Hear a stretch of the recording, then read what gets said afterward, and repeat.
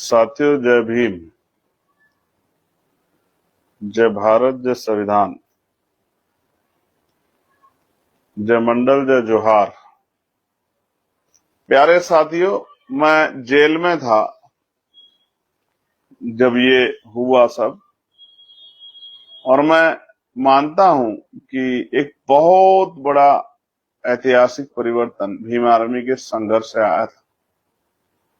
नौजवानों ने अंगड़ाई ली थी और सरकार को बता दिया था कि हम झुकने वाले नहीं। तो मैं उन तमाम अपने भाइयों को याद करता हूं, उनके परिवारों के प्रति अपना ही जो है संवेदनाएं प्रकट करता हूं, और साथियों से कहूंगा कि उन परिवारों से जरूर समय समय पर मिला करो, उनके दुख सुख में रहा करो, जिन्होंने हमारे लिए बलिदान दिया है। मुकदमे सहे, लाठियां खाई, अपमान सहा।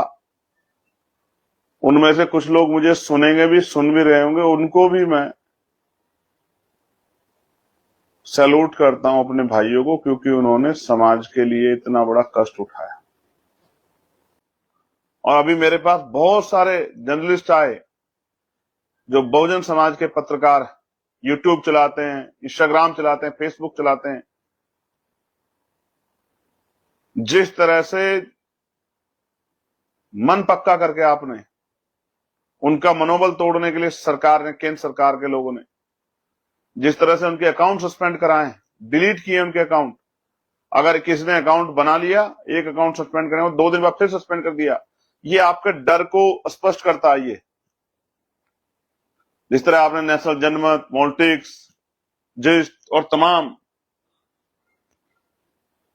न्यूज दिग्गी, छोटे छोटे बच्चों के जो यूट्यूब थे, ये जो इंस्टाग्राम के चैनल थे, फेसबुक के चैनल, आपने उड़ा दिए। आप चाहते हैं कि जो आप, हर आदमी आपके मन की बात बोले, जो आप चाहते हैं वही बोले। अगर नहीं बोलेगा तो आप उस पर कार्रवाई कर देंगे। ये जो तंत्र है, ये जो जिस तरह का देश आप बनाना चाहते हो, ये नहीं चलेगा देश में। आप मेरी बात को याद रखना, आज नहीं तो कल ये बटा हुआ समाज एकजुट हो जाएगा। एक कहानी है, मैं बार बार सुनाता हूं कि एक बार जंगल में आग लगी और जो एक दूसरे से दुर्विरोध रखता था, उसको भी लगा कि आज समय लड़ने का नहीं। वो भी एकजुट होकर खड़ा हो गया। सांप नेवला एक ही ऊंचे से स्थान पे जाकर बैठ गए, बिल्ली चूहा एक ही जैसे ऊपर, एक ऐसे स्थान पे जहां ऊपर, शेर बकरी एक ऐसे स्थान पे जाकर बैठ गए जहां वो अपनी जीवन रक्षा कर सके। जिस दिन ये बात देश के नौजवानों को समझ आई, देश के पढ़े लिखे लोगों को समझ आई, अधिकारी कर्मचारियों को समझ आई, बहनों को समझ आई, तो आप देखना ये सत्ता आपकी उखाड़ के फेंक देंगे। मेरी बात को आप याद रखें। किसी भी कीमत पर चैन से नहीं बैठेंगे। और जब नया साल आएगा, अगली बार जब आएगी बाबा साहब अम्बेडकर की जयंती 14 अप्रैल में, आपको लिख के देता हूं, आपके मसीहा की जयंती जब आएगी तो धूमधाम से मनाना। इतनी ताकत इस बार बना लो कि अगली बार परमिशन के लिए किसी दफ्तर के बाहर ना खड़ा होना पड़े। दिखा दो, अपने आप को साबित कर दो। मैं गारंटी देता हूं, परमिशन के लिए किसी के दफ्तर के बाहर नहीं जाना पड़ेगा। परमिशन मिलेगी जहां एप्लीकेशन होगी, और सम्मान से महापुरुषों की जयंती का कार्यक्रम भी, पर्व भी बनेगा।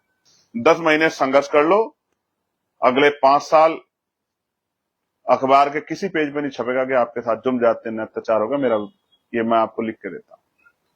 और आपको नौकरी, पढ़े लिखे नौजवानों को रोजगार के लिए किसी के घर दफ्तर के बाहर हाथ नहीं फैलाना पड़ेगा।